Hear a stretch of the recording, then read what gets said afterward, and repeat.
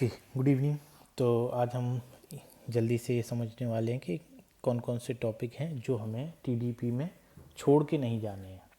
ऐसा नहीं कि सिर्फ इतने ही टॉपिक पढ़ने हैं, इसके अलावा भी टॉपिक आपको पढ़ने हैं, पर इन टॉपिक को आपको छोड़ना नहीं है। जल्दी से हम पेपर पैटर्न समझ लेते हैं। 50 मार्क्स का एग्ज़ाम होता है। 50 मार्क्स का एग्ज़ाम होता है। अब 5 क्वेश्चन आते हैं। हर क्वेश्चन के एक क्वेश्चन के 3 भाग आपको दिए जाते हैं, ए, बी और सी। इन 3 में से कोई 2 करने रहते हैं। हर एक क्वेश्चन जो होता है 5 नंबर का होता है।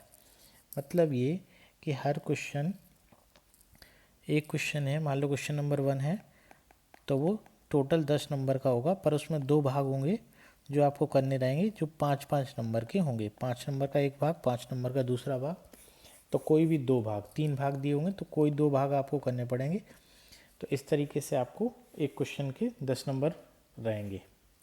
ठीक है, इसका मतलब मुझे ये समझ में आ रहा है कि टोटल पेपर जो हमारा बनाया जाएगा वो 75 मार्क्स का होगा, और टोटल जो हमें अटेम्प्ट करना रहेगा वो 50 मार्क्स का होगा। मैक्सिमम कितने मार्क्स अटेम्प्ट करने रहेंगे?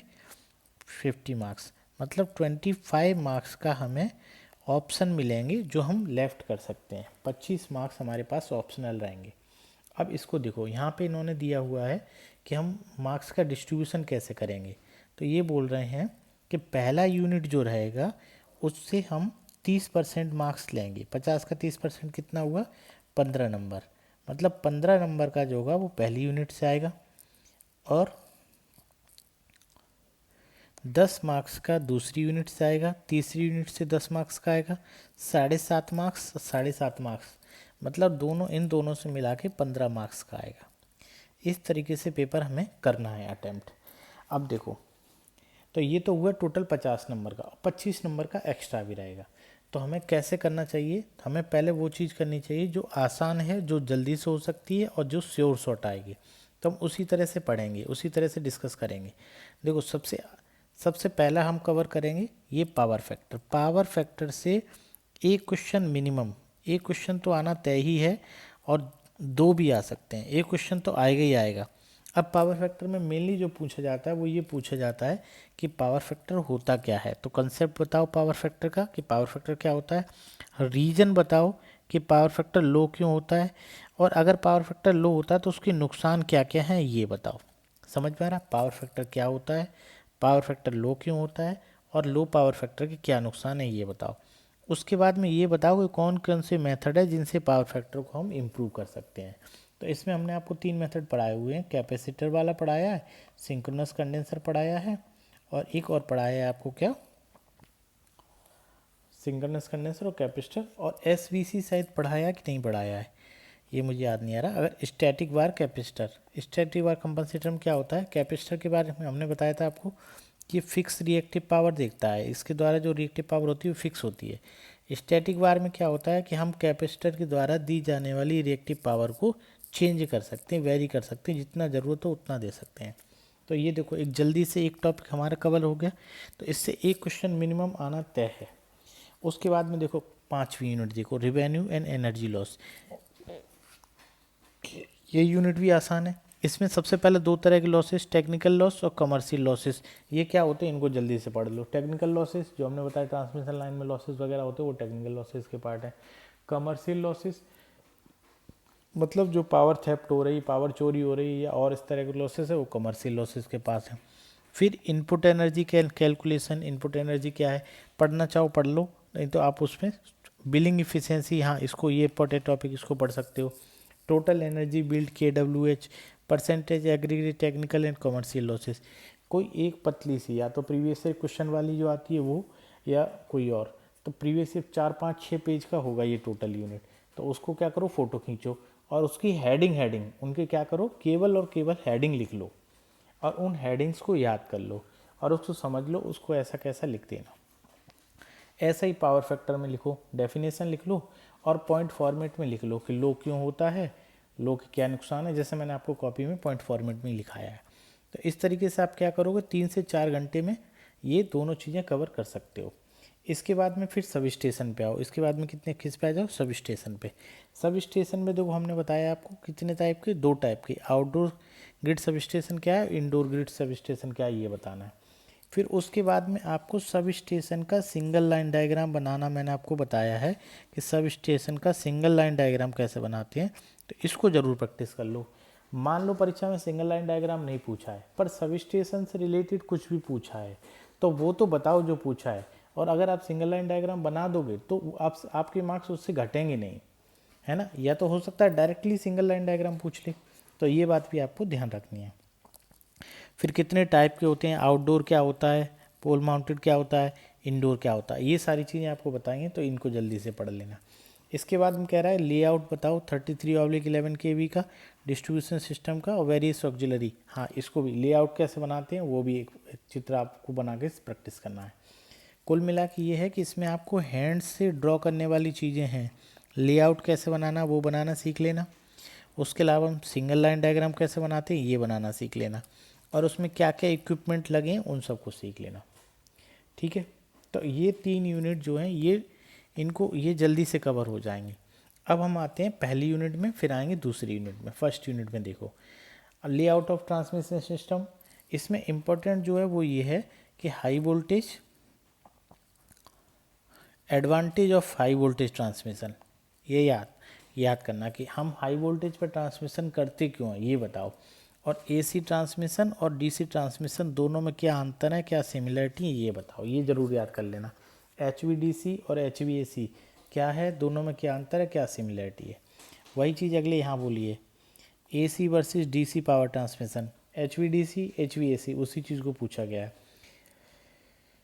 फिर देखो ये आपको पढ़ना ही पढ़ना है, HVDC और HVAC दोनों में क्या डिफरेंस है, क्या होता है, कितने टाइप हैं लाइन के, ये सारी चीज़ें आपको पढ़नी है। HVDC लिंक कितने टाइप के ये पढ़ना है, तो एक टॉपिक ये हो जाएगा। इसके बाद में लाइन ऑफ सब टाइप्स ऑफ सपोर्ट पढ़ लेना। टाइप्स ऑफ इंसुलेटर मस्ट है, टाइप्स ऑफ इंसुलेटर्स को आप नहीं छोड़ सकते, इंसुलेटर आपको पढ़ना ही पढ़ना है, टाइप्स ऑफ इंसुलेटर्स पढ़ना है। कंडक्टर के टाइप पढ़ने हैं, टाइप्स ऑफ इंसुलेटर में क्या करना है, जल्दी से हेडिंग पढ़ लेना, pin type, circle type, suspension type, है ना। टाइप्स ऑफ कंडक्टर भी आप हेडिंग पढ़ लो, उसके बारे में थोड़ा थोड़ा पढ़ लो, एक चित्र बनाना सीख लो, है ना। Selection of insulator, earth wire, accessories, transport conduction. हाँ, स्ट्रिंग इफिशियंसी जरूर पढ़ो। स्ट्रिंग इफिशियंसी का फॉर्मूला आपको बता रखा है, स्ट्रिंग इफिशियंसी बराबर क्या होगा, ऊपर कितना वोल्टेज है डिवाइडेड बाई n, मतलब कितनी डिस्क लगी हैं, और डिस्क के सबसे पास वाले का वोल्टेज कितना है। मान लो 3 डिस्क हैं तो B3 कर देंगे, 4 डिस्क हैं तो B4 कर देंगे। तो स्ट्रिंग इफिशियंसी का ये फार्मूला ये याद कर लो, ये लिखना ही लिखना है। स्ट्रिंग इफिशियंसी पूछी जाएगी आपको, ये फार्मूला लिखना है। एक छोटा सा डेरिवेशन आपको कराया वो भी करना है।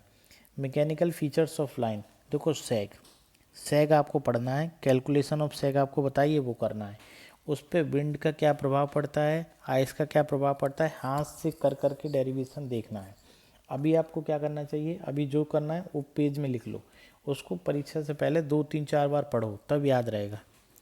इंडियन इलेक्ट्रिसिटी रूल्स, हाँ ये इंडियन इलेक्ट्रिसिटी रूल्स पढ़ लेना। क्लियरेंस के लिए इनके थ्योरी वाली किसी से प्रीवियस ईयर वाले से ये लिख लेना, रट लेना, बहुत आसान है। इंडियन इलेक्ट्रिसिटी रूल्स, है ना, ये पूछे जा सकते हैं। Electrical features, resistance, inductance, capacitance, बिना डेरिवेशन के एसी ट्रांसफर, वोल्टेज रेगुलेशन, है ना, वोल्टेज रेगुलेशन आप नहीं छोड़ सकते, ये पढ़ना है।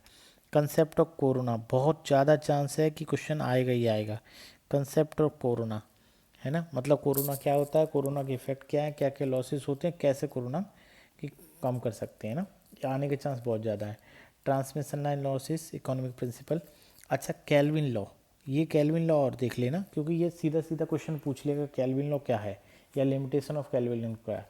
तो कहीं से भी एक पन्ने का आंसर लिख लेना, एक पन्ना, आपको एक पन्ना वहाँ लिखना है तो एक पन्ने का लिख लो, ऐसा कैसा, तो वो आपको बताना है ना। ये कैल्विन लॉ हम सही शायद नहीं पढ़े हैं पर आप किसी प्रीवियस ईयर वाले से एक पन्ने में इसको लिख लेना। उसके बाद में दूसरी वाली यूनिट पे आ जाओ, डिस्ट्रीब्यूशन सिस्टम पे लेआउट पढ़ना है। कंस्ट्रक्शन ऑफ फीचर ऑफ, हाँ LT फीडर्स क्या है इनके बारे में, सर्विसमैन क्या होता है इसके बारे में ये पढ़ना है। सिंपल प्रॉब्लम छोड़ दो, प्रॉब्लम नहीं करना है। अगर आप क्वेश्चन प्रैक्टिस पहले नहीं किए तो अभी भी नहीं करना, बिल्कुल नहीं करना है ना। प्रिपरेशन ऑफ एस्टिमेशन, हाँ एस्टिमेट प्रिपेयर करने का एक कोई LT या HT एक का प्रैक्टिस कर लेना, है ना। तो उसको ऐसा कैसे वहाँ पे लिख देना, एक अगर आप करना चाहो तो एक ज़रूर कर लेना, है ना। और नहीं भी अगर करना चाहो तो रिस्क है, क्योंकि पूछा जा सकता है, चांस है। लॉसेस क्या होते हैं डिस्ट्रीब्यूशन सिस्टम में, थ्योरी है, पढ़ लेना एक बार। हाँ, फिर आपको ये फॉल्ट बताएं, fault in underground cable, fault detect करने की टेक्निक आपको बताई है, ब्लेविए टेस्ट, मूरे टेस्ट, बार्लेटू टेस्ट। केबल से एक प्रश्न आने का चांस रहता है, एक प्रश्न आने का चांस केबल से रहता है। तो आपके में ये केबल के बारे में ये लिखा हुआ है। तो कुल मिला के इतने इंपॉर्टेंट टॉपिक्स हैं, मैं एक बार अंडरलाइन कर देता हूँ, है ना। अब हम अंडरलाइन कर देते हैं जल्दी जल्दी से, कौन कौन से आने की, मतलब कौन कौन से हैं जो आपको छोड़ के जाने ही नहीं है। HVDC और HVAC के बारे में पढ़ना है आपको, ये छोड़ नहीं सकते हो आप। कंडक्टर के टाइप पढ़ने और इंसुलेटर के टाइप, ये बिल्कुल नहीं छोड़ सकते हो। स्ट्रिंग इफिशियंसी आप बिल्कुल नहीं छोड़ सकते, इसको पढ़ना ही पढ़ना है। सैक क्या होता है, सैक कैसे कैलकुलेट करते हैं, इफेक्ट क्या क्या पड़ता है, वो आप बिल्कुल नहीं छोड़ सकते, पढ़ना है। इंडियन इलेक्ट्रिसिटी एक्ट जरूर पढ़ो, pertaining to clearance. Voltage regulation नहीं छोड़ सकते। Concept of corona most important, बहुत ज़्यादा चांस है पूछने के। ट्रांसमिशन लाइन में क्या क्या लॉसेस होते हैं, थ्योरी है, जल्दी से पढ़ लेना। केल्विन लॉ मोस्ट इंपॉर्टेंट, नहीं छोड़ सकते, सीधा सीधा पूछ लेगा। एस्टिमेट HT ऑप्शनल है, पूछे जाने के चांस तो है, पर चूंकि नहीं पढ़े हो, कठिन है, तो छोड़ भी सकते हो। केबल से एक प्रश्न आएगा, चांस रहते हैं, तो इनमें से कोई भी एक टेस्ट पढ़ लेना। मोरे लूप टेस्ट आने के चांस और बार्ले लूप टेस्ट आने के चांस ज़्यादा रहते हैं, पर फिर भी कोई सा भी पूछा जा सकता है, तीनों के नाम लिखें। मोरे और बार्ले तो पढ़ ही लेना। सब स्टेशन में सिंगल लाइन डायग्राम आपको हर हाल में आना चाहिए बनाना, बताया ही है। टाइप्स आपको पता होने चाहिए, इंडोर क्या होता है, पोल माउंटेड क्या होता है, आउटडोर क्या होता है, सीधा एक लाइन में पूछ लेगा कि सब स्टेशन क्या होता है और उसके टाइप क्या है ना। फिर लेआउट बनाना, अगर आप प्रैक्टिस कर सकते हो तो बना लो, अदरवाइज अगर प्रैक्टिस नहीं कर पा रहे हैं तो भी ऑप्शन तो मिलेगा ही, चांस रहेगा। पावर फैक्टर बिल्कुल 100% पढ़ना है, तीनों चीज़ें, कंसेप्ट क्या है, रीजन क्या है, डिसएडवांटेज क्या है, 100% पढ़ना ही पढ़ना है, कोई चांस नहीं छोड़ने का।